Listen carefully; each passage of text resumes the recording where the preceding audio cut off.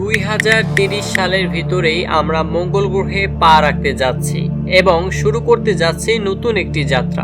Elon মাস্কের Starship আমাদের নিয়ে যাবে মঙ্গল গ্রহের দিকে। মঙ্গল গ্রহে যেতে আমাদের সময় লাগবে 5 থেকে 7 মাস। এই গ্রহে প্রথমে কারা যাবে?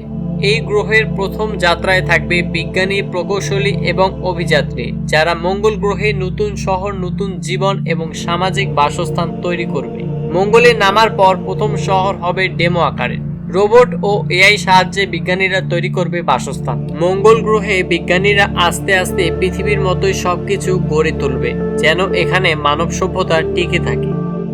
আপনি হয়তো কল্পনাও করতে পারছেন না শহরটি আসলে ঠিক কেমন হবে। 2030 সালের ভিতরেই হয়তো মঙ্গল গ্রহে আমাদের যাওয়াটা বাস্তবায়িত হতে পারে।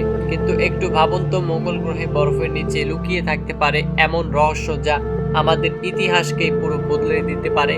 লুকোনো পানি, ভূতাত্ত্বিক গোপনতা অথবা এমন কিছু যা বিজ্ঞান এখনো জানে না। এই রহস্যময়তা আমাদেরকে নতুন কিছু শিখাবে, এমনকি আমাদেরকে বিপদেও ফেলতে পারে। 2030 সালে মানুষ কি সত্যি মঙ্গলে নতুন সভ্যতা গড়ে তুলতে পারবে, নাকি মহাকাশের রহস্য আমাদেরকে ছিনিয়ে নেবে? 2030 সালে মানুষ মঙ্গল গ্রহে গিয়ে বসবাস শুরু করবে। এই নিয়ে তোমার কি মত? কমেন্ট করে জানাও এবং আমাদের এই RK কম্পিউটার ট্রেনিং ইনস্টিটিউট চ্যানেলটিকে সাবস্ক্রাইব করে পাশে থাকা বেল বাটনটি অন করে দিও।